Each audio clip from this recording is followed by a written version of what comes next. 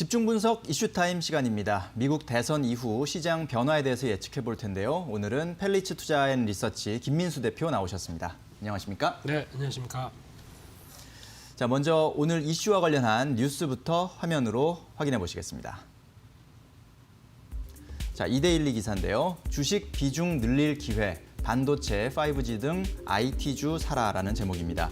미국이 제46대 대통령을 선출하는 데 진통을 겪으면서 시장의 불확실성이 커지고 있지만 전문가들은 이런 혼란기를 활용 주식 투자 비중을 늘리라고 권고했다. 반도체, 5G, 소부장, 소재, 부품, 장비 등 IT주로 내년을 대비하라는 조언이 많았다라는 내용입니다.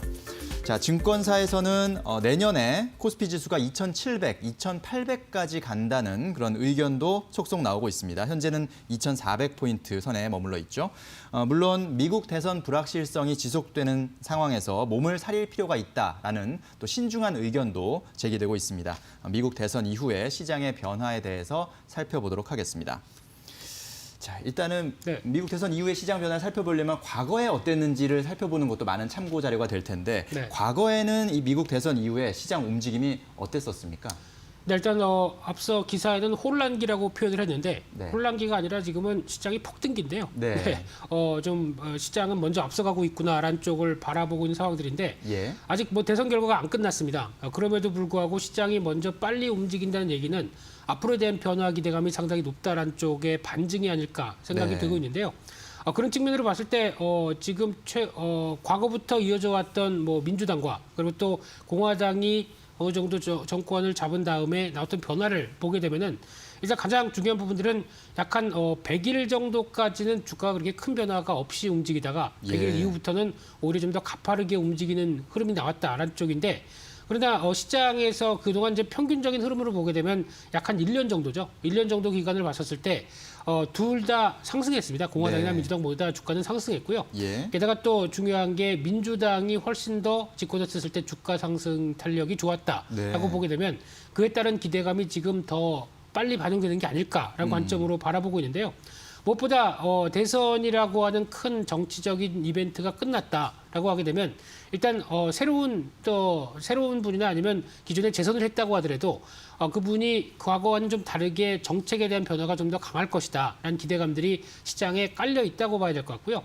그런 측면으로 봤을 때 일단 지금 최근에 나오는 변동성을 키울 수 있을 만한 요인 하게 되면은 트럼프 대통령이 불복하면 어떻게 되느냐, 결과에 대해서 승복하지 못한다라고 했었을 때 나올 수 있는 여러 가지 부담감들, 벌써부터 지금 뭐 소송전에 들어가기 시작을 하죠. 그런데 이제 지금 나오는 흐름만 본다고 하더라도 아직 소송을 해서 아직 기각된 것도 벌써 두 주가 미시간주를 비롯해서 나오기 시작하고 있고요.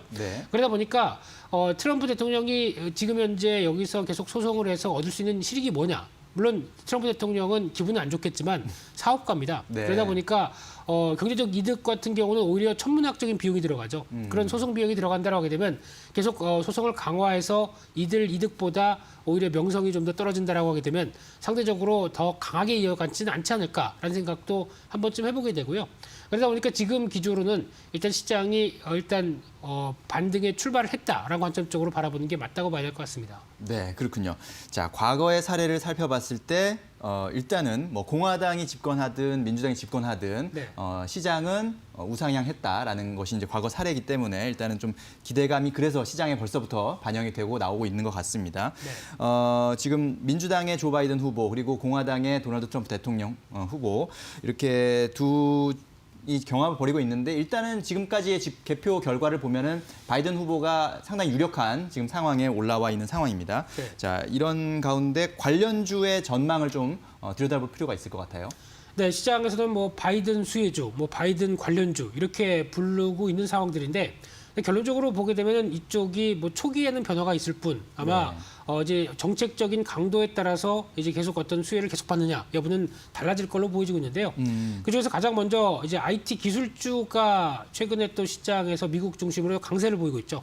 이쪽은 아무래도 구조가 대통령은 민주당 그리고 상원은 공화당 그리고 또 하원은 민주당 이런 식으로 되게 되면은 아무래도 어떤 지금 IT 기술주가 떨고 있었던 대표적인 게 이 독과점 법안이죠. 이쪽에 대해서 강하게 어떤 법안을 처리가 좀 힘들지 않을까. 쉽게 말씀드리면 좋은 것만 보고 있습니다. 네, 그런 상황이다 보니까 오히려 그동안 좀 정체를 받았던 주가가 이제 빠르게 반등한다고 봐야 될 것 같은데 예. 근데 지금 흐름으로 보게 되면 진짜 단기적인 주가가 조정을 받았기 때문에 움직이는 정도라고 보여지고 있는데 아마 트럼프 대통령 시절에 움직였었던 강한 어떤 성장과 상승 탄력은 좀 제한되지 않을까로 바라보고 있고요. 네. 여전히 시장 지위나 어떤 실적 흐름들을 보게 되면 나쁘지 않기 때문에 강세 기조는 이어간다고 하더라도 시장을 주도할 만한 뚜렷한 모습들은 아니지 않을까로 바라보고 있고요. 예. 두 번째는 친환경 관련된 쪽입니다. 뭐 당선 전에 뭐 트럼프 대통령이 유력했을 때는 또 주가가 급락하다가 어제는 또 급등하는 이런 여러 가지 양상을 띄어가고 있는데 가장 중요한 게 지금 이제 신규 프래킹 밴이라고 한 쪽은 아무래도 저쪽이죠. 어떤 셰일가스를 금지한다라는 네. 신규로 금지한다라는 법안과 함께 뭐 온실가스 제로 그리고 또 파리 협약 복귀 이 부분은 가장 먼저 얘기가 나오고 있고요. 그러다 보니까 일단 글로벌 트렌드의 흐름들이 벌써 맞춰가고 있는데 미국도 동참한다는 과정으로 봐야 될 것 같고요.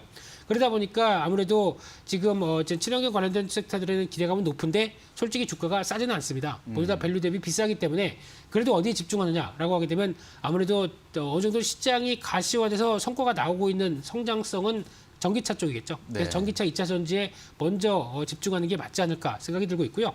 또 세 번째는 바이오 쪽입니다. 이쪽도 일단 바이든 지금 후보가 부통령 시절했던 오바마 대통령 시절 때 바이오주가 저점 대비해서 6배 올랐습니다. 예. 그런 흐름들이 나온 만큼 이 오바마 헬스케어에 대한 다시 부활이 나왔었을 때 나올 수 있는 바이오주에 대한 기대감이 상당히 크기 때문에 이쪽에 대해서도 종목들 찾아가는 게 중요할 걸로 보여지고 있는데 종목이 국내에서도 엄청 많죠. 그런데 좀 실체 있는 종목 쪽으로 접근해야 되지 않을까라는 네. 쪽도 눈여겨보셔야 될 것 같고요. 또 마지막으로는 이제 SOC 인프라 투자 관련된 확대 얘기들. 물론 이제 이번에 공약에서 20억 달러 인프라안이 공개가 되면서 기대감을 한층 높였는데 대부분은 이쪽 친환경 관련된 쪽이 많습니다만 하지만 이제 막상 정책을 시행하려고 보다 보니까 실업률을 계속 떨어뜨리고 경기를 부활시켜야 되겠다라고 하게 되면 쉽게 말씀드리면은 이런 어떤 노후된 인프라를 계속 개선시키는 작업도 만만치 않게 돈이 들어가고 정책을 쓸 걸로 보여집니다. 이쪽에 대한 수혜주들 대표적인 뭐 굴찾기, 굴삭기 관련된 쪽들도 영향을 끼치지 않을까라는 쪽도 눈여겨보셔야 될 것 같습니다. 네, 그렇군요. 정책 모멘텀이 있을 만한 뭐 친환경 관련주나 바이오주에서 역시 옥석을 잘 가려내는 것이 또 중요하겠다 이렇게 뭐 정리를 해볼 수가 있을 것 같습니다. 또 미국 대통령 선거에 관심이 가는 이유가 네. 그간의 이제 미중 무역 갈등이 어떻게 달라질지 이런 그렇죠. 거에 대한 관심도 연결이 되거든요. 네. 중국과의 무역 전쟁 이런 외교적 부분의 변화 가능성은 또 어떻게 우리가 예측을 해야 됩니까? 네, 아마 이번 미국 대선 결과를 중국에서도 관심 있게 많이 봤겠죠. 네. 특히 시진핑 주석도 개표 결과 보면서 밤새지 않았을까 이렇게 생각이 들고 있는데 지금 뭐 흐름을 보게 되면 일단 무역 관련된 쪽의 전쟁 흐름, 무역 전쟁이죠. 이쪽은 네. 트럼프 대통령 때부터 이어오는 분위기는 계속 이어질 것 같습니다.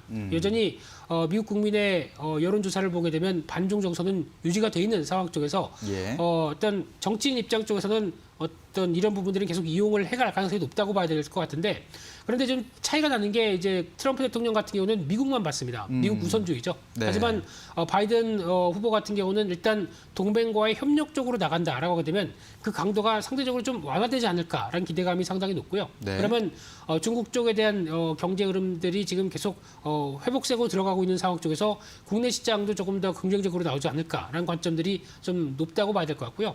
그러다 보니까 또 하나 지금 민주당이 내세우고 있는 어떤 기치는 일단 중요한 게 자유무역주의입니다. 예. 그러다 보니까 이 부분에 대해서 조금 더 옹호를 할 수 있는 입장이라고 하게 되면 아무래도 수출 주도적인 그 흐름을 갖고 있는 우리나라 입장 쪽에서는 조금 더 기회 요인, 특히 그동안 압박받았던 부분들이 좀 풀리는 게 아니냐라는 쪽으로 볼 수 있는 상황들인데 하지만 아쉬운 거는 이제 대북 관련된 얘기겠죠. 이쪽은 지금까지 민주당이 흐름을 보게 되면 전략적 인내 쪽으로 계속 압박을 해왔는데 그러다 보니까 좀 상대적으로 결과가 그렇게 좀 시원찮게 안 나왔죠. 예. 그런 상황 쪽에서 정책적인 변화가 어떻게 가져가는지를 좀 더 체크해야 될 것 같은데 아직은 기대감을 좀 낮출 필요가 있지 않나 이런 생각이 들고 있습니다. 네, 그렇군요. 일단은 뭐 바이든 후보가 될 경우에는 네. 미중 간의 갈등이 그간에보다는 조금 완화될 가능성이 있고 그것은 또 우리나라에는 긍정적으로 작용할 요인이 많다. 이렇게 일단 정리할 수 있을 것 같습니다. 자, 그러면 우리 시장에는 또 이제 어떻게 영향을 미치고 우리는 또 어떻게 대응해야 될지 이런 부분들이 사실 중요하거든요. 네. 어떻게 좀 조언을 해주실 수 있습니까? 네, 딱 그림 한 장으로 설명할 수 있을 것 같습니다. 일단 네. 가장 중요한 게 모든 경제 상황과 시장 분위기를 마련해 주는 게 환율이죠. 네, 그런 쪽으로 봤을 때 일단 지금 보시는 달러 인덱스를 보게 되면은 예. 달러가 그동안 한 단계 약세로 진행됐다가 거의 좀 기간 조정식으로 정체를 보였었죠. 네. 그러나 최근에는 일단 달러가 약세로 자리 잡기 시작합니다. 그런 분위기로 오게 되면 원하는 강세로 가는 구조죠. 네. 그런데 과거에도 지난 달러가 약세 시기에는 외국인들이 크게 반응을 안 했습니다. 근데 어제 같은 경우는 거의 외국인들이 1조 5천억 정도 매수를 할 정도로 네. 폭발적인 반응을 보였다라는 부분들은 이번에 달러와 약세는 좀 다르다라고 바라보는 시각들이죠. 그렇기 때문에 일단 경기 관련된 쪽도 개선의 무게를 두는 흐름들과 함께 어떤 시장 흐름들이 또 기조적으로 달러와 약세 시기가 들어왔다는 부분들 쪽으로 확인되게 되면 아무래도 어떤 상대적인 입장 쪽에서 신흥국이나 그 중에서 가장 또 대표할 수 있는 우리나라 입장 쪽으로는 오히려 기회인들이 높다고 봐야 될 부분이기 때문에 외국인들이 이렇게 반응하는 과정은 눈여겨보셔야 될 것 같고요. 앞으로 기조가 한번 이렇게 자리 잡혔다라고 하게 되면 어제 또 현물, 선물 모두 다 강한 순매수세였습니다. 그러면 추세에 대한 변화 기대감이 상당히 높다고 봐야 되겠죠. 그런 쪽에서 일단 시장 상승은 출발을 또 발동을 걸었다라는 쪽에 대해서 변화를 보셨으면 좋겠고요. 그러다 보니까 이제 경기 회복과 함께 움직일 수 있는 어떤 IT 그리고 또 수출 관련주 이쪽은 계속 눈여겨 보시면서 대응하는 게 좋겠다고 보여지고 있는데 게다가 또 연말에 대주주 양도세 이슈도 좀 제거됐습니다. 그렇게 되면 일단 크게 발목을 잡을 만한 이슈가 없죠. 그런 상황 쪽에서 그래도 그나마 하나 눈에 띈다는 부분들은 내년 3월 가게 되면 양도세 지금 제한과 관련된 쪽이 다시 폐지가 되느냐라는 쪽이 또 도마 위에 오를 텐데 그 전까지는 특별히 국내 이슈에서 발목을 잡을 부분들이 없다라고 하게 되면 추가적인 상승세는 그때까지는 계속 이어가지 않을까 이렇게 바라보고 있습니다. 네.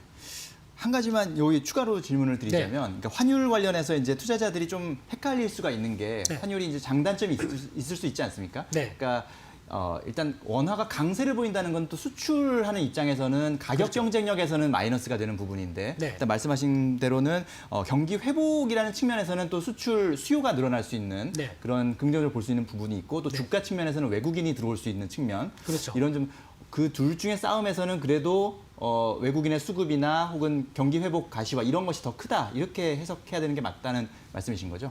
네, 일단 수출을 볼 때 보면 저희가 이제 두 가지를 봅니다. 이제 보통 수출 P와 Q라고 보시면 될 것 같은데, 예. 그러니까 수출 단가죠. 그와 함께 수출량 이게 같이 곱해지면서 수출 금액이 나오지 않습니까? 네. 근데 지금 P 같은 경우는 이제 원화가 강세로 가다 보니까 상대적으로 위축되는 측면이 있습니다. 예. 근데 여기서 그것만 바라보고 수출 채산성이 안 좋다라고 보시게 되면 큰 그림은 놓치시는 거고요.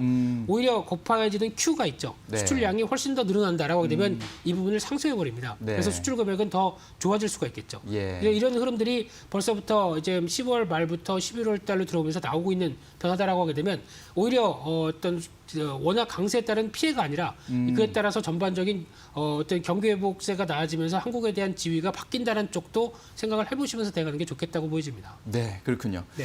거기다가 말씀하신 대로 어제 외국인이 1조 5천억 가까이 우리 시장에 들어왔다는 점, 이런 점들도 상당히 또 환율 측면에서 긍정적으로 바라볼 수 있는 부분이 아닌가 생각이 듭니다. 네, 오늘 말씀 잘 들었습니다. 감사합니다. 감사합니다.